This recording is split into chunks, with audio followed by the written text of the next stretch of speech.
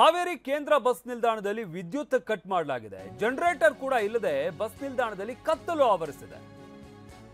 ವಿದ್ಯುತ್ತೇ ಇಲ್ಲ ಬಸ್ ನಿಲ್ದಾಣದಲ್ಲಿ. ಮೇಣದ ಬತ್ತಿ ಹಚ್ಚಿ ಕೆಲಸ ಮಾಡ್ತಾ ಇರುವ ಮೇಲ್ವಿಚಾರಕರು ನಿನ್ನೆಯಿಂದ ರಿಪೇರಿ ಮಾಡಿದ್ರು ಕೂಡ ದುರಸ್ತಿ ಕಾರ್ಯ ಆಗಿಲ್ಲ.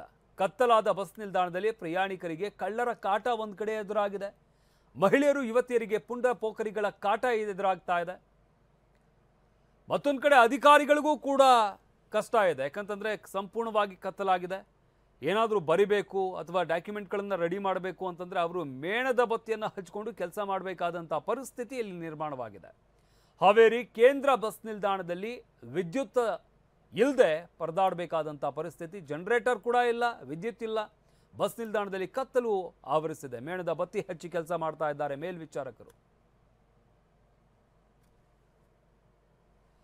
ನಮ್ಮ ಪ್ರತಿನಿಧಿ ಅಣ್ಣಪ್ಪ ಒಂದು ಪ್ರತ್ಯಕ್ಷ ವರದಿಯನ್ನು ಕೊಟ್ಟಿದ್ದಾರೆ, ನೋಡೋಣ ಬನ್ನಿ.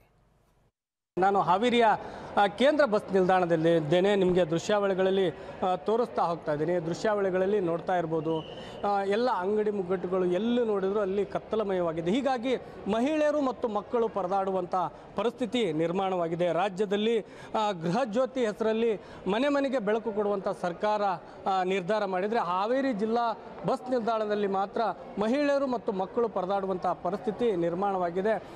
ಏನು ಇಲ್ಲಿ ವಿಚಾರಣಾ ಕೇಂದ್ರ ಏನಿದೆ, ವಿಚಾರಣಾ ಕೇಂದ್ರದಲ್ಲಿ ನಿಮಗೆ ದೃಶ್ಯಾವಳಿಗಳಲ್ಲಿ ತೋರಿಸ್ತಾ ಹೋಗ್ತಾ ಇದ್ದೀನಿ. ಯಾವುದೇ ರೀತಿಯಾದಂಥ ಬೆಳಕಿಲ್ಲ.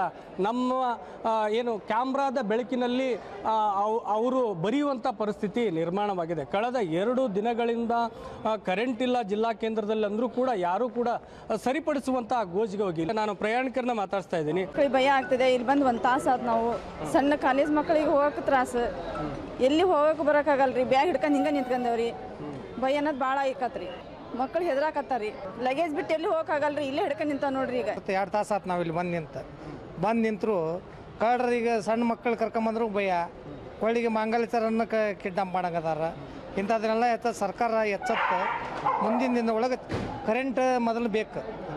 ಕರೆಂಟ್ ಇಲ್ಲ ಅಂದ್ರೆ ಫ್ಯಾನ್ ಇಲ್ಲ ಅಂದ್ರೆ ಜನರ ಜೀವನ ಬದುಕೋದು ಕಷ್ಟ ಐತಿ. ಜಿಲ್ಲಾ ಬಸ್ ಸ್ಟ್ಯಾಂಡ್ ಆಗಿಬಿಟ್ಟು ಇಲ್ಲಿ ರಾತ್ರಿ ಹೊತ್ತಿನಾಗ ಹೆಣ್ಮಕ್ಳು ಬರ್ತಾರೆ, ಬೇರೆ ಊರಿಂದ ಜನರು ಬರ್ತಾರೆ, ಹಳ್ಳಿ ಮಕ್ಕಳು ಬರ್ತಾವೆ, ಚಿಕ್ಕ ಪುಟ್ಟ ಮಕ್ಕಳು ಬರ್ತಿರ್ತಾವೆ. ಇಲ್ಲಿ ಕರೆಂಟ್ ಒಂದು ಜನರೇಟರ್ ವ್ಯವಸ್ಥೆ ಸುವ್ಯವಸ್ಥೆ ಇಲ್ಲ. ಇದರಿಂದ ತೊಂದರೆ ಆಗ್ತದೆ. ಇಲ್ಲಿ ಇರ್ತಕ್ಕಂಥ ಜನರಿಗೂ ತೊಂದರೆ ಆಗ್ತೈತಿ. ಅಂದ್ರೆ ಇಲ್ಲಿ ಏನೋ ಸ್ನ್ಯಾಪಿಂಗ್ ಆಗ್ತದೆ, ಕಳ್ಳತನ ಆಗ್ತದೆ ಅಥವಾ ದರೋಡೆ ಆಗ್ತದೆ. ಏನಾದರೂ ಸಹ ಇಲ್ಲಿ ಯಾರು ಕೇಳೋರು ಇರೋದಿಲ್ಲ. ಬಟ್ ಒಂದು ಲೈಟಿನ ವ್ಯವಸ್ಥೆ ಅದು ಇರಬೇಕಲ್ಲ. ಯಾವುದೋ ಒಂದು ಹಳ್ಳಿ ಬಸ್ ಸ್ಟ್ಯಾಂಡ್ಗೂ ಸಹ ಒಂದು ಜನರೇಟರ್ ವ್ಯವಸ್ಥೆ ಐತಿ. ಇಲ್ಲಿ ಈ ಬಸ್ ಸ್ಟ್ಯಾಂಡ್ಗೆ ಹಾಕಿಲ್ಲ. ನೋಡ್ತಾ ಇರ್ಬೋದು, ಮುಗ್ಧ ಮಕ್ಕಳನ್ನು ಕರ್ಕೊಂಡು ಪುಟ್ಟ ಮಕ್ಕಳನ್ನ ಕರ್ಕೊಂಡ್ಬಂದು ಕೂತಿದ್ದಾರೆ. ಆದರೆ ಇಲ್ಲಿ ಯಾವುದೇ ರೀತಿಯಾದಂಥ ರಕ್ಷಣೆ ಇಲ್ಲ. ಮೊದಲು ಬೆಳಕಿದ್ರೆ ಬೆಳಕಿನಲ್ಲೇ ಕಳ್ಳತನ ಮಾಡುವಂಥ ಜನರು, ಬೆಳಕಿಲ್ಲ ಅಂತಂದರೆ ಏನಾಗುತ್ತೆ ಅನ್ನುವಂಥ ಪ್ರಶ್ನೆ ಈಗ ಕಾಡ್ತಾ ಇರುವಂಥದ್ದು.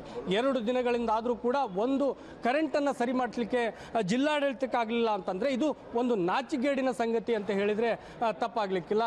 ಏನು ಇಲ್ಲಿರುವಂಥ ಡ್ರೈವರ್ ಮತ್ತು ಏನು ಚಾಲಕರು ಮತ್ತು ನಿರ್ವಾಹಕರು ಏನಿದ್ದಾರೆ ಇವರು ಕೂಡ ಪರದಾಡುವಂಥ ಪರಿಸ್ಥಿತಿ ನಿರ್ಮಾಣ ಆಗಿದೆ. ಒಟ್ಟಾರೆ ಹಾವೇರಿ ಜಿಲ್ಲೆಯಲ್ಲಿ ಕೇಂದ್ರ ಬಸ್ ನಿಲ್ದಾಣ ಪ್ರಯಾಣಿಕರಿಗೆ ಸುರಕ್ಷಿತ ಅಲ್ಲ ಅನ್ನುವಂಥ ಪರಿಸ್ಥಿತಿ ನಿರ್ಮಾಣವಾಗಿದೆ. ಇನ್ನಾದರೂ ಈ ವರದಿ ನೋಡಾದರೂ ಎಚ್ಚೆತ್ತುಕೊಳ್ತಾರ ಅನ್ನೋದನ್ನು ಕಾದು ನೋಡಬೇಕಾಗಿದೆ. ಕ್ಯಾಮ್ರಾ ಪರ್ಸನ್ ಫಕೀರ್ಗೌಡ ಜೊತೆ ಅಣ್ಣಪ್ಪ ಬಾರ್ಕಿ, TV9 ಹಾವೇರಿ.